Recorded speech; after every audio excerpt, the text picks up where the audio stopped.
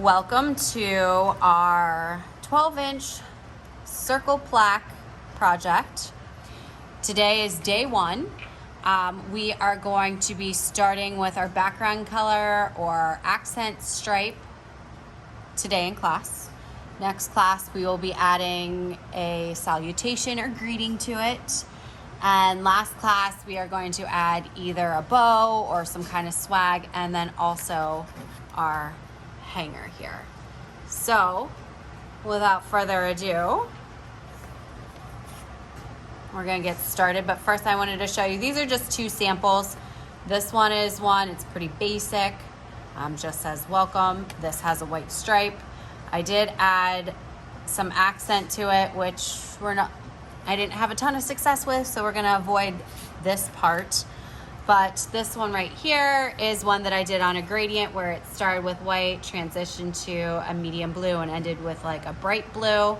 And then I did some stencil work at the bottom, my salutation, and added a cute little bow to it. So this is like a hanger that you might put on your door or front door or on a wall, or I don't know, I guess wherever you want it, even in your bedroom. So I'm going to go ahead and set these aside. And I have for you two options. I have the plain raw unfinished wood here, which this is literally how it came out of the package. And then I've also pre-stained some. So if you are interested in doing something like the gradient, you're going to be using the natural wood. If you are interested in doing something with a stripe and you like this darker brown, kind of rustic feel to it, you're going to want to use the stained plaque. So I think I'm going to start by showing you just a stripe. And I'm going to do that on this stained wood. Would somebody grab me a piece, like 2 or 3 extra pieces of scratch paper? And the reason I'm going to do just a stripe is because some of the stencils we have, you might do something, thank you sir, just set those aside, might do something like this, and you could literally just do this on the wood. But you might also do, I don't know, this is like a leopard print. That's kind of cool, right? Yeah. So I have some different options. I have some seasonal ones ordered that aren't here yet. If you did something like this, maybe with hello above it, that would be cute. So I'm gonna do this quickly. And for something, if you want the bottom half to have this design on it, you have to kind of figure out where that would sit, which is about halfway. So I'm going to take tape in that case and mark off my halfway point. We are not using this today. I just need to know where to stop with it. Okay. This right here is blue painter's tape. If you're painting interior walls, you've probably seen this before. You can also use masking tape. And we are using all acrylics. They're for this project. You can use things like chalk paint and stencil paint. However, that's more expensive and we don't have it in the budget. So we're using acrylic paint because we have it. You are going to get your paper, scratch paper, and whatever area you are painting is going to need to be protected. Now something like this right here, I put tape here and painted, actually I had a student paint the white in between. So you can do something like that too. I've also seen them where like this side is painted and then the words are over here. So what color should I do? Should I go with white? Sure. So I'm going to take my white acrylic paint, and pretty easy, all you're going to do is paint this section going up to the tape. But what I did want to show you with the tape area is you want to pull down from it. You don't want to be pushing up into the paint. You can go side to side, but you never want to push underneath the paint, because then you are going to get bleeding or running underneath your tape. Also, when you put your tape on, you want to make sure that the part that is protecting like the edge that you're doing here is really nice and laid flat. So maybe take the side of your fingernail and just go along the edge to make sure that it's pressed down really good. Clearly I don't need to show you how to paint this, but since I'm at it, I'm going to. I'm also going to want to make sure I get the sides, which is probably the part that most of you will forget. I like to get all my strokes going in the same direction. In this case, it's gonna kind of look whitewashed, which I'm digging. And that is going to dry and go on the drying rack. Okay. So I'm going to show you another technique. Oh, by the way, when we put this on the drying rack, we are going to want to make sure that we take it off the scratch paper. I'm just checking my sides here so that the scratch paper doesn't get stuck to this. So this is going to go on the drying rack to dry. I am now going to show you a gradient. Questions some other students have had: can I paint the whole thing blue? Absolutely. Like, you don't have to have the stained look, you don't have to have the gradient, you don't have to do any of that. For this, I'm going to use white, an orange, and a pink. So this is gonna be very tropically. For this one, I told you I used a white, a kind of like a Caribbean blue, and a bright blue at the bottom. We are going to use the same paintbrush for this, and notice I haven't even cleaned it out because I'm gonna start with white at the top. Now you would have this in a palette, but I don't. I'm literally going to pour my orange in the middle and my pink at the bottom. And I'm going to start at the top with my white. Nice big old goop of this white up at the top. Also making sure to get your sides as you are doing this. And I am going to go side to side, making sure that I am getting my edges really well.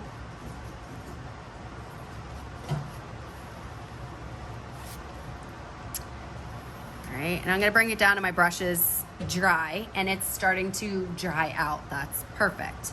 I'm going to then go into my orange here, and I'm going to go side to side up to my white, but not into my white yet. Make sure I get my edges also while I am doing this before I get a bunch of different colors on my brush here. Because now I am going to, with my horizontal strokes, bring it into the white and mix. And mix. And notice I like went up a little bit and I went back and forth in the same spot some. And mix. And now I'm coming back down with my white. Okay, so now I have my transition of my white to my orange. I am now going to cover the bottom here. I still have not cleaned out my paintbrush, by the way, because I strategically picked the order of my paints, starting with my lightest. And I know orange is okay to mix into my pink here. So I got my sides real well. I covered the bottom half, right? And now I'm going to go up into my orange.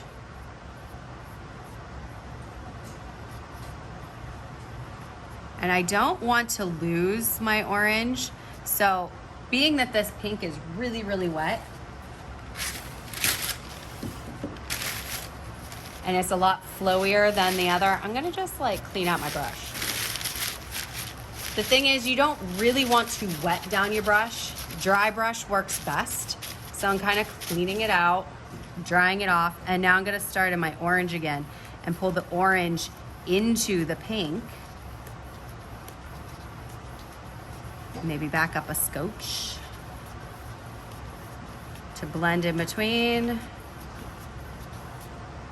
And I literally have my gradient done. That took what, a matter of minutes, right?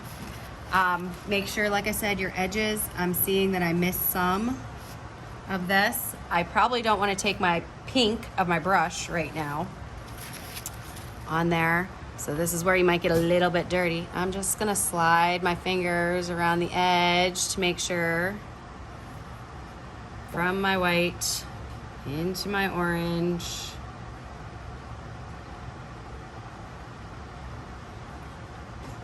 And I got most of it as I was going. I just had a couple spots that I wanted to touch up here. Something that I forgot to tell you, probably a very important aspect of this, is that when we first get our palettes, we're going to get a Sharpie marker, and at the bottom, so this is the top, this is where your string's going to go. On the back bottom,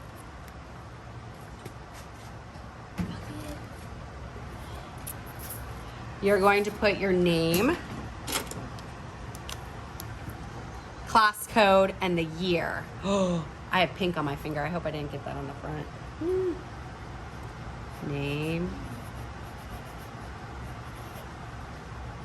for either A, B, C, D, A, B, C, or D, I guess. And the year on the back. Okay. Then these are going to go onto the drying rack. They need to completely dry before next class, before we can add anything else. Brushes are going to go into water in sink 1 so that they don't get ruined. And we will continue with our salutation or greeting next class.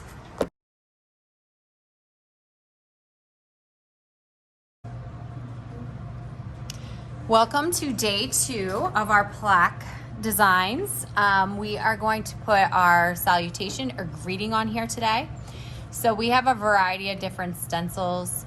We have some fall themes. Some say like gather, some say welcome fall, hello pumpkin. We have some Christmas themed ones. And then we have some just regular greetings. Like I'm going to use just the welcome because I know I have 2 of this guy. We have full sheets, and this is just like a cutout here. And then we have the salutations, which are separate. And we also have the bottom half. And this one is like a cheetah print pumpkin. So I'm going to go ahead and do this first, show you how to set this up. You are going to need acrylic paint for this and a dry, stiff bristle brush. They work best dry. If you do have to switch out the color, you're going to need to clean it out thoroughly and really like squeeze out any moisture that's on there, because we are going to be stippling with this today. So I'm going to do this welcome one first. And what we did last class is we took the stain board, we laid out our half color here. And what I'm going to do first is place my wording. So I want to make sure that, now if you look, you can see kind of the edge of your plaque. I want to make sure like my words aren't slanting down, unless for some reason I want it like that. I want about the same distance between the bottom of my lines here and like the bottom of my W. So if you look, this is slightly off, but I feel like it looks best on the plaque that way. So I'm going to just kind of get that centered. And you can use painter's tape or just regular masking tape for this. Basically, we are going to lay this in place. You want to make sure that you are not covering any area that you're going to need to be stippling, that like that L right there. I want to push back the tape a little bit. I'm going to add a little bit of tape.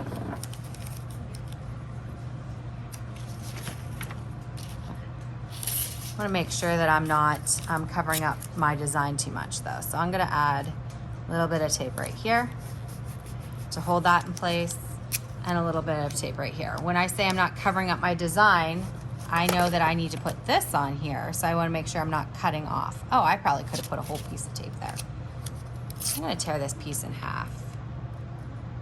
So you might have to do a little surgery with your tape, but you want to make sure that you are definitely keeping the words very still and not shifting, because if they shift, you are going to have a blurry salutation or greeting or image.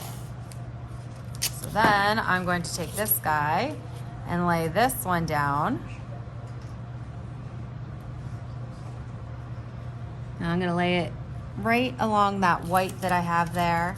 And this one I'm definitely going to have to tear my tape because it's a little too thick. Ooh. Lay that back where it goes. I'm gonna go this way. So this is part of the prep work here, just getting everything from moving. I'm gonna go ahead and take a little bit and just tack down the sides and wrap those around too while I'm at it. Now, clearly my tape is kind of getting stuck there. I'm gonna tack it and wrap it so it doesn't move. All right, don't go crazy with that because we are gonna have to pull this off. And if you have it too tacked, if you do too good of a job, we're gonna have a hard time. So the first thing that I'm going to do on this one is my orange of my pumpkins. And you're probably going to want to have like a blotting towel or a paper towel handy for this. Move that guy out of the way. I do have 2 pieces of scratch paper underneath. You can probably get away with one. I don't want goops and goops of wet paint. So I'm gonna go ahead and just kind of use this as my loading pool here. And in a straight down and straight up motion, there is no sliding or brushing. It is a stippling effect. As we know, stippling is painting with dots. In this case, it's a pouncing effect. We're not really putting on dots per se, but we are filling in the space straight down and straight up with the same technique that you would do to paint with dots. So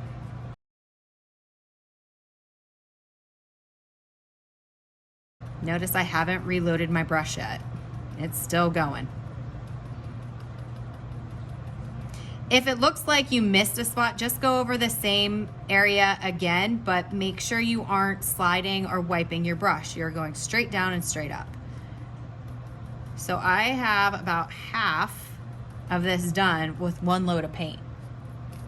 I'm just going to pounce my brush here again. I am going to load a little bit more paint in the tip of my brush here. Let's see here, just the tip. Take that excess off because we don't want globs of it. I am only pouncing where the cutouts are. I'm not worried about like filling every little nook and cranny because if I'm pouncing on the plastic, it's not going to go through. I just need the cutouts to be covered. I'm just checking that I got them all pretty good. You'll be able to tell if you didn't. You'll see like too much of a white border. Okay. I am actually done with my orange now. If you are to wash out your brush, like I said, wash it out, get all the pigment out of it, dry it really well. I grabbed a separate brush because I knew that we're on a time restraint when I am filming. So now I'm going to go to my black, load the tip of my brush. Notice I'm not loading it all the way back, just the top. Get the excess out. And as I'm doing this, like if you could look really closely, some of it isn't wanting to lay flat while I am doing this. So I'm going to show you. I'm going to do the edges. And this part right here is trying to bounce up a little bit. So I'm just going to hold my finger there while I'm working. I see that this is trying to bounce up some. So I'm kind of moving my finger along as I am doing this. As the stencil, the flatter the stencil is, the better and more crisp it is going to look. So like, see how that's trying to rise up some? It's probably hard to see on camera, but it is. See the reflection? I'm just gonna hold that there. Yes, you might get a little paint on your fingers, guys. It's just paint, it washes off.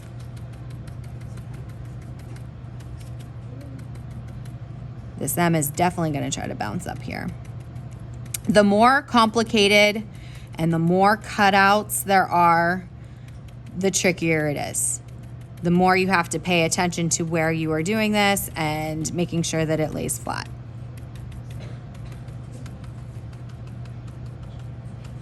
So once I got all the way through, I'm just coming back, making sure I have it covered real well.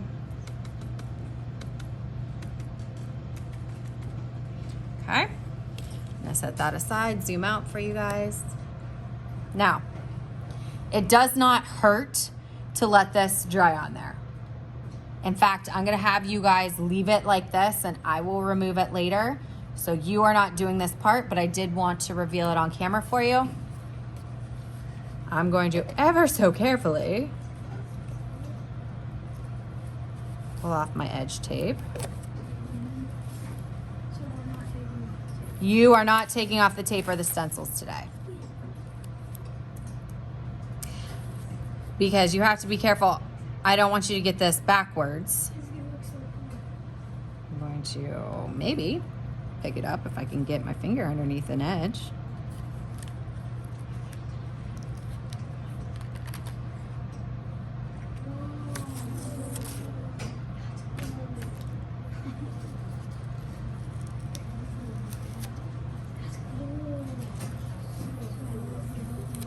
The risk of taking it off wet is that you might smear it, and that's why I want you guys just to let it dry. I'm not super concerned if I smear mine. It's an example. I don't want you to smear yours.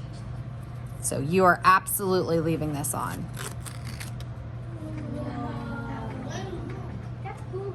Okay, so that's what that will look like. I might even do some kind of design right in here, hand paint it, but that's for the most part done. I'm not going to sit here and do the next one. I did want to show you how to lay this out though. You want to, so this is where your plaque is hanging from. It will look something like this. So I want to make sure that this isn't like on here crooked unless I want it crooked. I, in this case, don't. So I'm going to set this on my ombre plaque that I have. And if you were doing these round ones, you're going to need to secure the edges. Like I did the bottom of those pumpkins. I'm gonna tear some tape.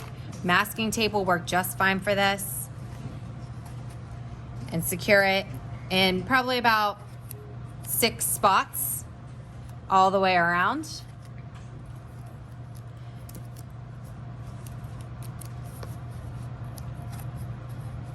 Anywhere that there's a lot of cutouts, it's better safe than sorry to secure it. Now, when I say laying flat, do you see how like there's a shadow being cast there? Yes. You can see underneath it. That is definitely an area that you're going to want to press down. Shadow, no shadow. Shadow, no shadow. So you want to press down these areas as you're working on them. It's not 100% perfect. That's the best way to go about doing that, is just kind of be mindful of what you're doing when you're doing it. The brushes, at the end of class, I have at least one water container prepped. The bristles need to go in the water so this acrylic paint doesn't dry in your brushes, because if it does, they're ruined. This blotting pad, you can just fold up, throw away. The lids go back on the containers. The containers are on counter 1 for you, kind of sorted by color. I have a ton of colors out there ready for you to go. And that's the end of today. Remember, this plastic stencil that you have is staying on it at the end of class. Scratch paper does not need to stay underneath it. Questions on this?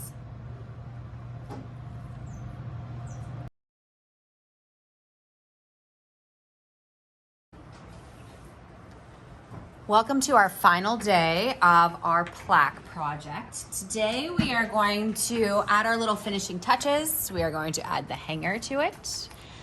We may add a bow. We could also add a little bit of like plants, or this is called swag, basically. So little decorative elements to it, but we have to make it so that we can hang our plaque from something first. Now, you do not have to add the bow. In fact, this one initially I had it without the bow, but I think the bow just adds like a little finishing touch to it and makes it look really nice and like classy. I don't know. So I'm gonna move these out of the way and use my gradient one for an example today. So this day one, I showed you the gradient. Day two, we put the stencil on. And now day three, we are going to finish these. So the first thing that everybody needs to do is, I'll call you up and you're gonna get your twine. This is what we're going to use for our hangers. So if you look at the top, there are 2 holes. You are going to pinch and thread it through the front to the back. Do the same thing here. If it starts fraying, like that one didn't, but you can just kind of twist, pinch, and fray. Okay, pull it through. Then when we get to the back here, we are going to do a square knot. So a square knot is basically the beginning of tying your shoes twice, but we're actually going to do it 3 times. So you are going to, let me see if I can't pull it down so we can see a little better. Cross in front, tuck it under, pull a little bit. I'm going to do it again, pull a little bit, and that is actually a square knot, doing it twice, but it still moves. So just for security purposes, to make these really stable knots, I do 3. Okay. Then you're going to pull the slack here, and that should live back here. Okay, so now it can hang. Technically, you have a finished composition, but say we want to add some different elements to our composition, like a bow. We have some different ones. So I have some burlap bows. Now, when you get these were shipped to me, so they need fluffed. Clearly, like you'd have to put your fingers in and fluff. I have some Christmas bows over there that have red buffalo check on it. I have some orange burlap bows.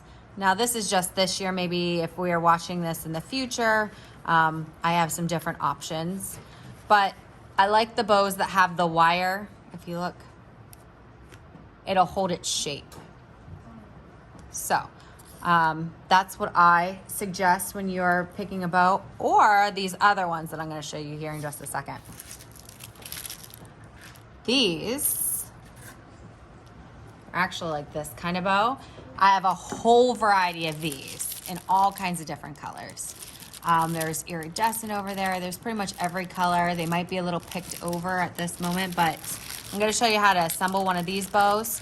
If you want one of the ones that is already assembled on the table, by all means, use that. But basically you take it out, and when you first take it out, you have to find the ends. Like these are the tails, and what you are looking for, let me move this out of the way so we can see a little better, are these 2 ribbons. This is going to be the very end of your bow. And all you're going to do is take the 2 ribbons, place them together, and the trick is to pull at the same time. So all I'm going to do is hold and pull.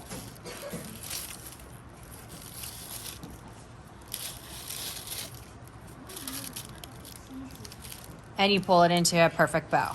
Now, it's just the way it's constructed. Cool. Wow. So, what I've noticed in the other classes, I don't know how they forget this step, but, well, first, we have a lot of ribbon that we don't need. Do you see how it's kind of like kinked here, kinked here? You need 2 kinks.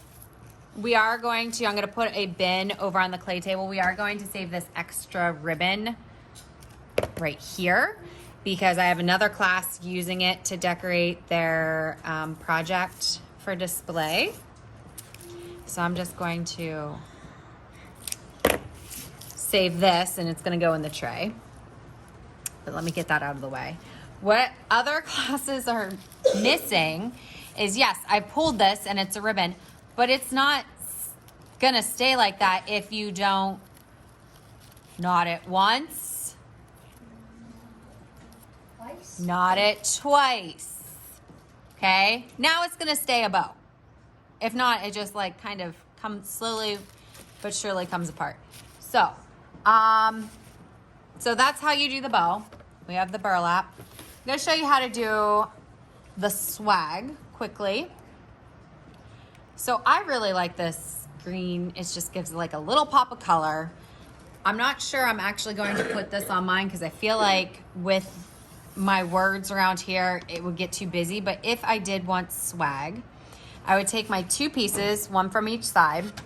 And I do have a variety of different things over there for you to choose from. A piece of like an inch or so of tape. Crisscross these, and right in the middle, I would tape these together. And this is not necessarily a required step. I think it's more of a for your sanity step. It just makes the next part a little bit easier. So I tape those together. And if I were doing a burlap ribbon, do you see how it has these twisty ties? I'm gonna put my twisty ties up and down.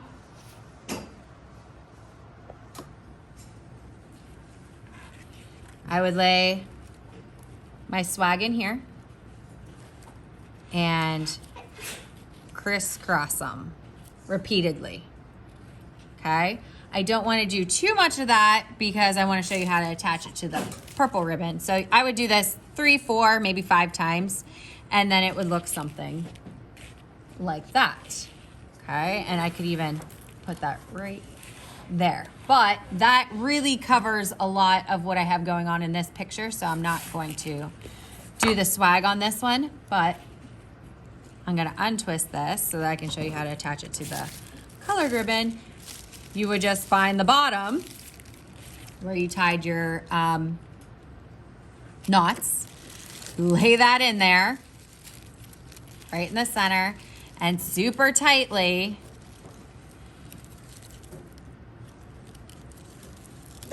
tie it down, pull it really nice and tight, once, twice, and then you have something that looks like that. Now I only did it once because I want to undo it. If I do it twice, it's really gonna be stuck in there. Last but not least for this is some kids are like, oh, I don't know, I just kind of want a flower. Okay. So if you're gonna do a flower, you're going to do one. And all that is I have less going on this side. So I'm going to put my flower right here, stick it through the hole, flip it over, hold that really tight, bend this 90 degrees. So I have to use a little bit of muscle here.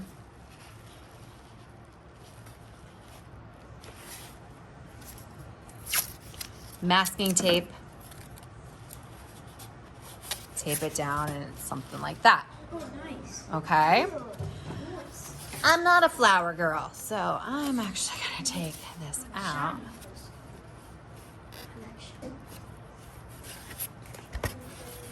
Okay. Do I want pink or burlap? I like the burlap on it too. So, I'm actually gonna leave this over on the table if anybody wants one already done. But I'm gonna show you both of these would be attached the same way. So if I were to attach this, I once again find my ends. Actually, if I am leaving this attached, I'm gonna double knot this. I would take these 2 ends, put them together, Feed it through the hole on whatever side you want it to go on. Pull it really tight. Rotate it to where I want it. Flip it over. Now you're going to want to make sure that each one of these gets taped. So I would pull them really tight, tape them down. Do you see how there's tape, ribbon, tape, ribbon, tape? Making sure, and then I can literally cut off the ends. So the burlap is pretty much the same thing in that, oh, do you want to see that real quick? Yes. Okay. You want to see? Bye. So burlap, I'm gonna take my two ends of the twisty tie, feed them both through the hole, pull it tight.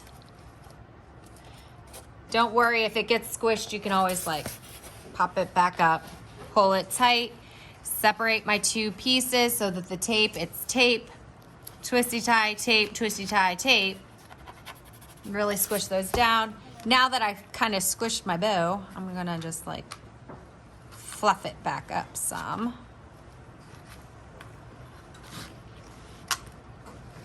Okay. And I have my finished project. So I'm gonna leave these here. And at the end of class, we are going to gather them all up and kind of sort them by class for our vendor show coming up this weekend.